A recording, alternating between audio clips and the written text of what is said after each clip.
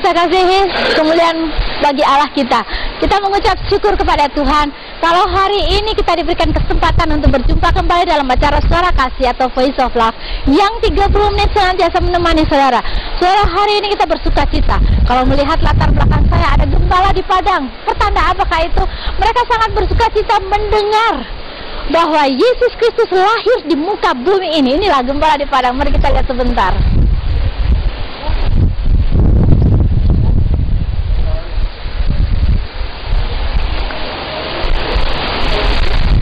Saudara, hari ini biarlah kita menyatukan pikiran dan hati kita untuk menerima firman Tuhan.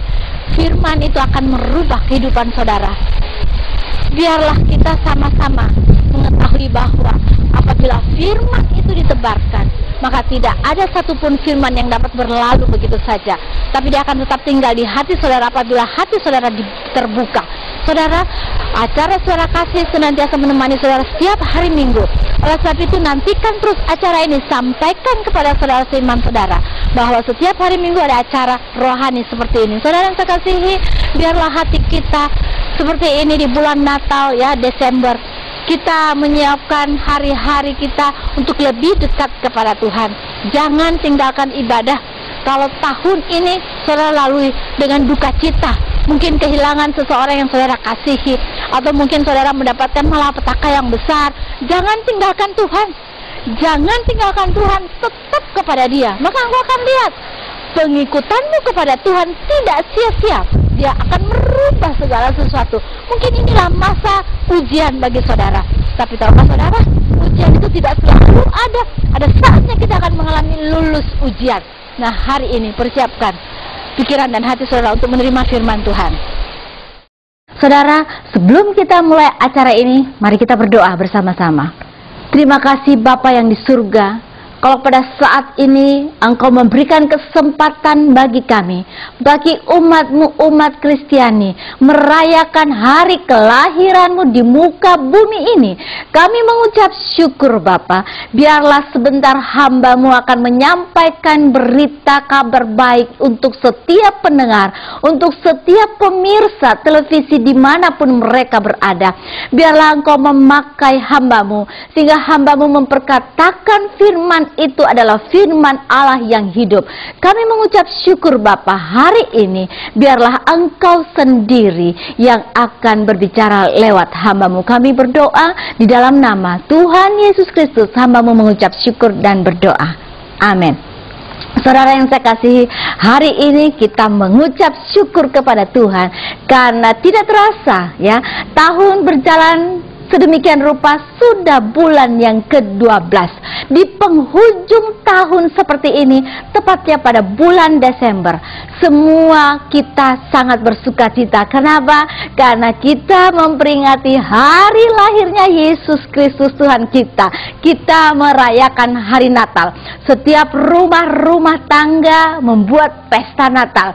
Di kantor-kantor membuat pesta Natal ya. Di gedung-gedung pertemuan yang besar terdengar pesta Natal. Di mal-mal sekalipun ada lagu-lagu Natal, Merry Christmas and Happy New Year mulai kedengaran. Saudara yang saya kasihi, Natal ini identik dengan pohon-pohon Natal. Pohon Natal itu seperti pohon yang berdaun jarum, pohon pinus ya, dihias sedemikian rupa dengan kelap-kelip lampu, dengan lampu yang tak berkedap, seakan-akan kita memandangnya seperti itu. Digantungi dengan buah-buah Natal yang begitu indah, pernak-pernik, warna merah dan warna hijau ya. Di mal-mal dengan pohon-pohon Natal yang menjulang tinggi. Pada waktu saya berada di kota New York, tepatnya di tempat keramaian di pusat downtown dekat Seaport. Di situ ada pohon Natal yang menjulang tinggi ke angkasa yang katanya tertinggi di dunia. Semua wisatawan datang ke tempat itu memotret sana dan sini.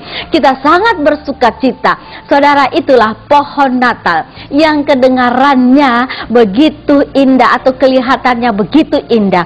Saudara yang saya kasihi, tahukah saudara apa yang terletak di bawah pohon Natal? Biasanya yaitu kado-kado yang bertumpukan.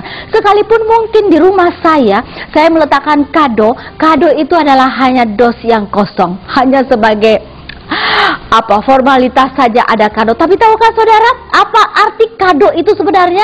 Di momen Natal seperti inilah waktu yang paling tepat untuk kita saling membagi, saling memberi kepada orang yang kurang, orang yang berkekurangan, orang yang membutuhkan. Disitulah saat yang terbaik untuk kita memberi. Sama seperti Allah, Dia telah memberikan anaknya yang tunggal di muka bumi ini sebagai kado atau sebagai hadiah yang tak terkatakan itu bagi kita. Nah, saat inilah yang paling baik untuk kita memberikan kepada orang lain. Kalau anak-anak sekolah minggu di gereja, saudara tahu, pada waktu Natal seperti ini, mereka membawa pulang hadiah dari guru sekolah minggu mereka, karena mereka rajin beribadah selama 1 tahun. Mereka sangat bersukacita karena mendapatkan kado itu. Di pesta-pesta Natal kita melihat orang saling bertukar-tukaran kado. Ya, mungkin satu orang minimum 50.000 atau 25.000, hanya saling bertukar-tukar kado. Kenapa? Karena memang itulah Natal itu identik dengan kado.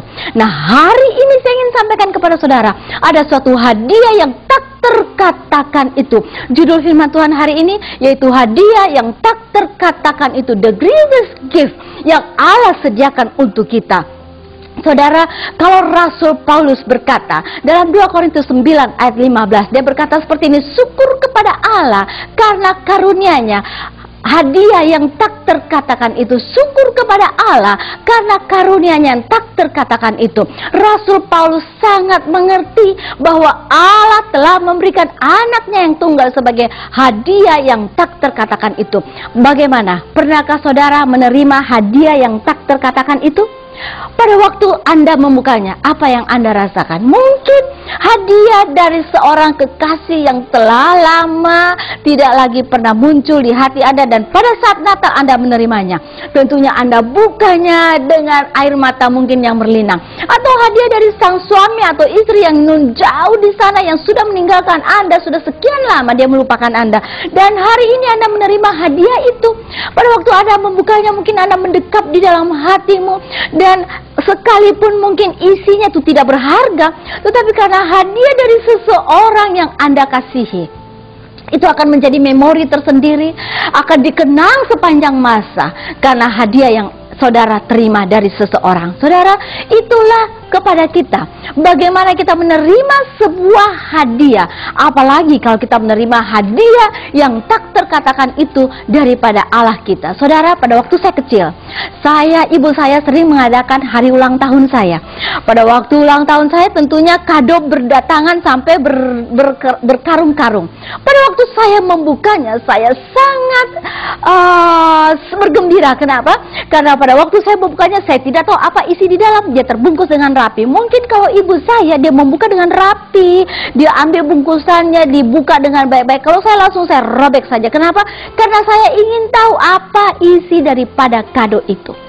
Itulah kado atau hadiah yang tak terkatakan. Hari ini saya ingin sampaikan kepada saudara, ada satu hadiah yang tak terkatakan yang Allah sudah lakukan bagi kita di dunia ini. Yaitu siapa? Dia telah mengirim anaknya yang tunggal, yaitu Yesus Kristus, sudah datang dan lahir di muka bumi ini. Itulah hadiah yang tak terkatakan itu, yang sudah diberikan bagi saudara dan saya. Kalau Rasul Paulus berkata, mengapa Yesus itu sebagai hadiah yang tak terkatakan? Karena satu, karena sifatnya yang alami. Bagi kita manusia, kita tidak akan pernah sanggup berpikir, sanggup mengerti bahwa Yesus itu adalah Allah yang turun dari bumi menjadi manusia. Otak manusia kita tidak akan bisa mengerti bagaimana Yesus itu bisa sebagai seorang yang menyelamatkan kehidupan kita.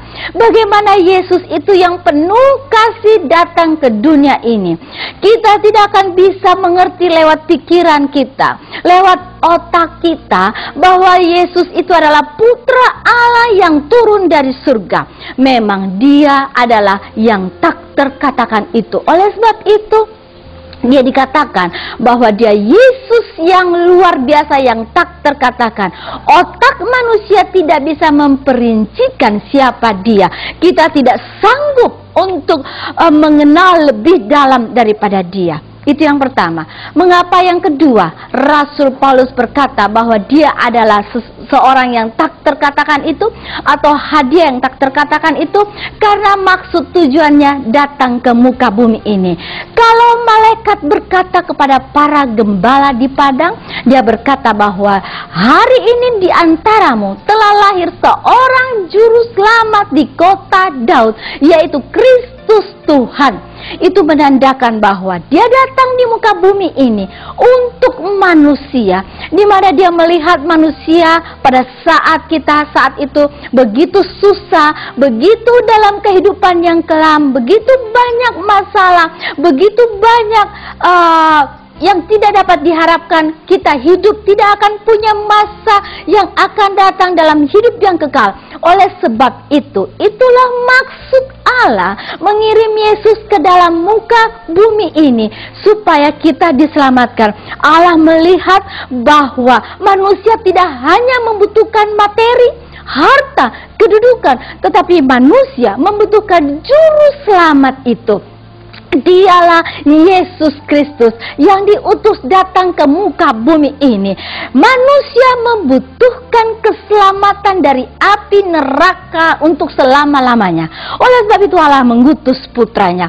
Yang ketiga, mengapa Yesus dikatakan hadiah yang tak terkatakan itu? Rasul Paulus berkata bahwa karena anugerahnya. Kalau kita tahu, kalau saudara bertukar-tukar kado kepada seseorang, itu karena saudara berteman dengan orang itu. Atau saudara memberikan kado kepada orang lain karena saudara mengenal orang itu.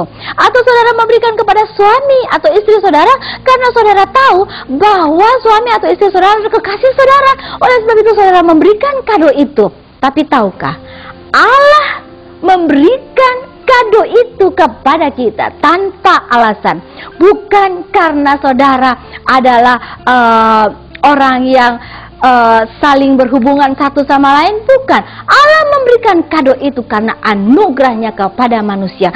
Sekalipun manusia memberontak, sekalipun manusia durhaka kepada Allah, tetapi Allah akan sediakan anugerahnya yang besar itu kepada kita.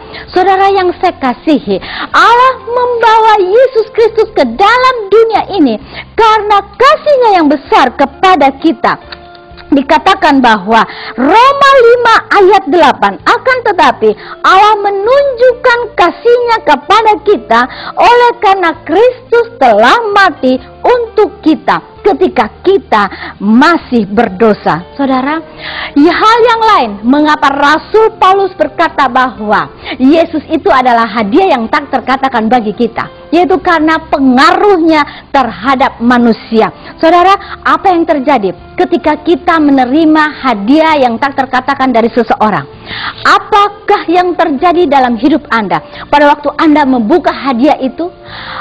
Pasti ada perubahan. Misalkan suami saudara yang memberikan hadiah itu, pasti Anda semakin sayang kepada suami saudara. Ada perubahan. Nah, bagaimana pengaruhnya hadiah Allah yang berikan kepada manusia sebagai hadiah yang tak terkatakan itu? Harus ada pengaruhnya kepada kehidupan kita. Yaitu apa? Kita berubah. Kita diubah. Hidup kita berubah karena Allah telah menghapus dosa kita. Saudara, kehidupan kita harus berubah pada waktu kita menerima hadiah tak terkatakan itu.